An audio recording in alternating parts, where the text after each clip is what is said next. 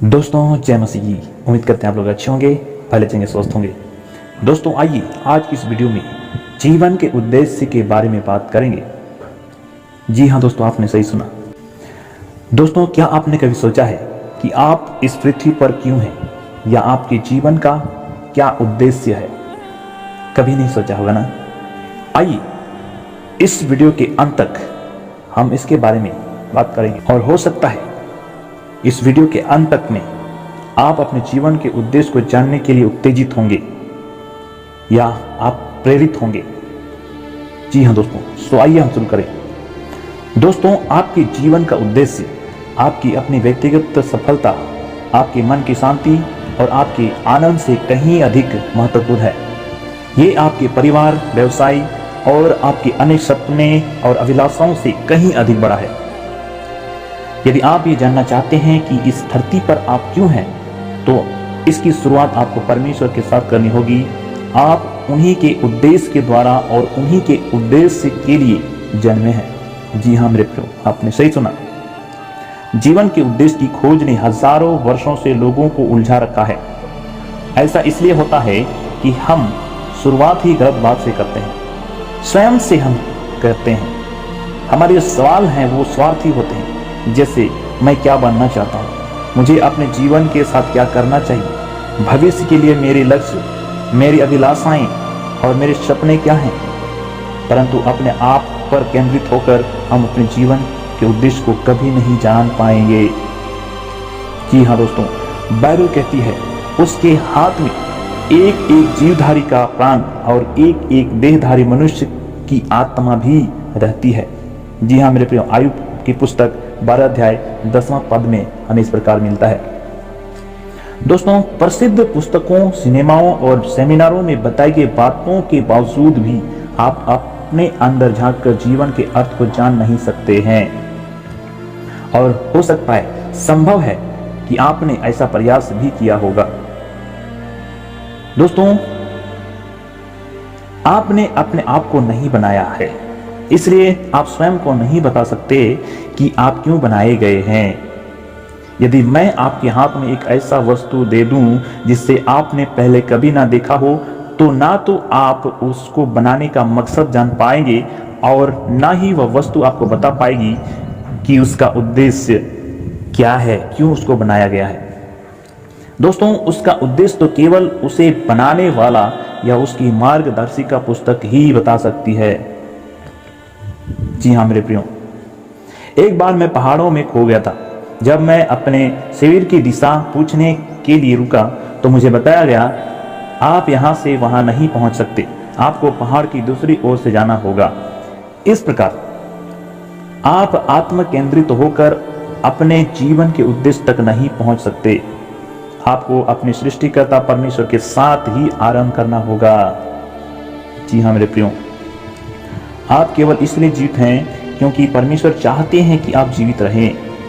आप परमेश्वर के द्वारा और परमेश्वर के लिए रचे गए हैं, और जब तक आप इसे समझ नहीं लेते, जीवन का कोई अर्थ नहीं होगा। दोस्तों ये केवल परमेश्वर ही है जिनमें हम अपनी उत्पत्ति, पहचान या अर्थ या उद्देश्य, महत्व या भाग्य को पाते हैं। से सभी मार्ग बंद गली की ओर ले जाता है। दोस्तों अनेक लोग अपने स्वयं के कामों के लिए परमेश्वर का इस्तेमाल करने की कोशिश करते हैं। सोच कर देखिए, इसमें से कहीं आप भी तो नहीं हैं। परंतु यह स्वभाव के विपरीत है जो असफलता की ओर ले जाता है। दोस्तों आप परमेश्वर के लिए बने हैं, ना कि परमेश्वर आपके लिए। और परमेश्वर का आपको अपने उद्देश्य के लिए इस्तेमाल करना ही जीवन है, ना कि आपका उन्हें अपने मकसद के लिए इस्तेमाल करना। दोस्तों बाइबल बताती है रोमियो की पुस्तक 8 अध्याय 6 पद में, शरीर पर मन लगाना तो मृत्यु है, परंतु आत्मा पर मन लगाना जीवन और शांति है। जी हाँ दोस्तों, आपके पास बाइबल है, आप देख सकते हैं। मैंने ऐसी कई पुस्तकें पढ़ी है जो मेरे जीवन के उद्देश्य को जानने की तरीका बताती है। उन सभी को खुद की सहायता की श्रेणी में रखा जा सकता है, क्योंकि वे सभी इस विषय को स्वकेंद्रित दृष्टिकोण से देखती है। स्वयं सहायता करने वाली पुस्तकें, चाहे वो मसीही साहित्य ही क्यों ना हो, आपके जीवन के उद्देश्य को खोजने के लिए वही कुछ तरीकों को बताती है। कौन कौन से वो तरीका बताते हैं? जैसे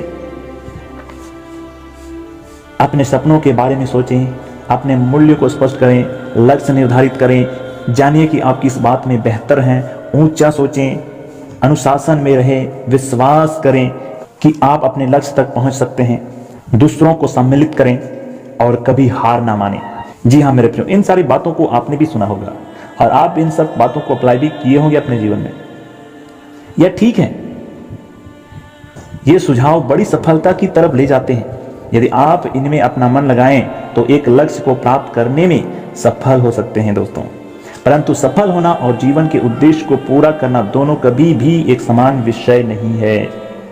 आप अपने सभी व्यक्तिगत लक्ष्यों को प्राप्त कर सांसारिक स्तर पर बहुत सफलता पाने के बावजूद भी उस उद्देश्य को जिनके लिए परमेश्वर ने आपको बनाया है पाने में असफल रह सकते हैं दोस्तों। आपको अपनी सहायता की सलाह से अधिक कुछ चाहिए। बाइबल कहती है मरकुस रचित सुसमाचार 8 अध्याय 35 पद में, क्योंकि जो कोई अपना प्राण बचाना चाहे वह उसे खोएगा और जो कोई मेरे लिए अपना प्राण खोएगा वह उसे पाएगा।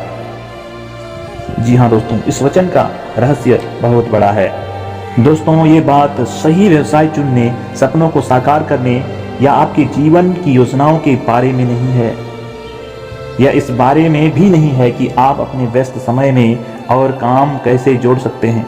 दरअसल ये आपको जीवन में उन बातों पर ध्यान देने के द्वारा जो सबसे ज्यादा जरूरत है, जैसे कम काम किया जाए, सिखाती है।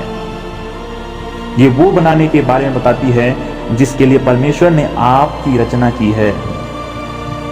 जी हाँ दोस्तों, आप अपने सिरजे जाने के उद्देश्य को कैसे खोजेंगे?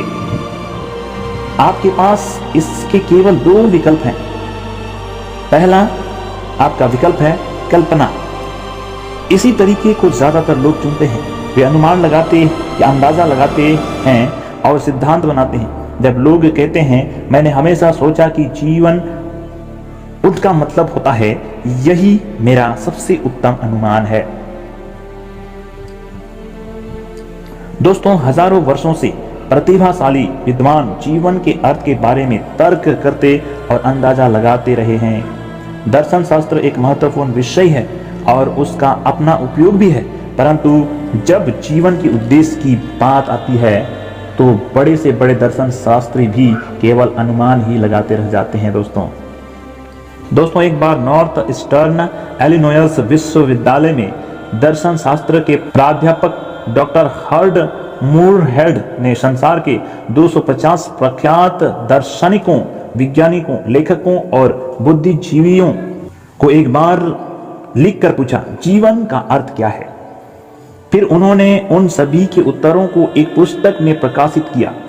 कुछ ने बहुत अच्छे अनुमान बताए, कुछ ने स्वीकार किया कि उन्होंने अपने जीवन का एक उद्देश्य हाल ही में निर्धारित किया है, बल्कि दूसरे इतने ईमानदार थे कि उन्होंने सच्चाई से यह माना कि उनके पास इनका कोई उत्तर नहीं है।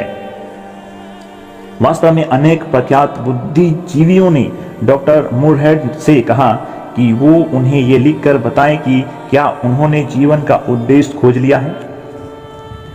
सौभाग्यवश जीवन के उद्देश्य और अर्थ के बारे में अनुमान का एक विकल्प है दोस्तों, या प्रकाशन है।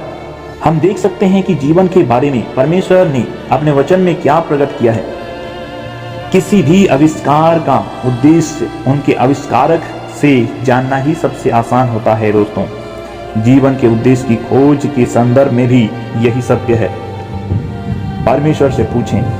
परमेश्वर ने हमें आश्चर्य करने और अनुमान लगाने के लिए अंधकार में नहीं छोड़ दिया है। उन्होंने बाइबल के द्वारा हमारे जीवन के लिए अपने 5 उद्देश्य को स्पष्ट रूप से प्रकट किया है।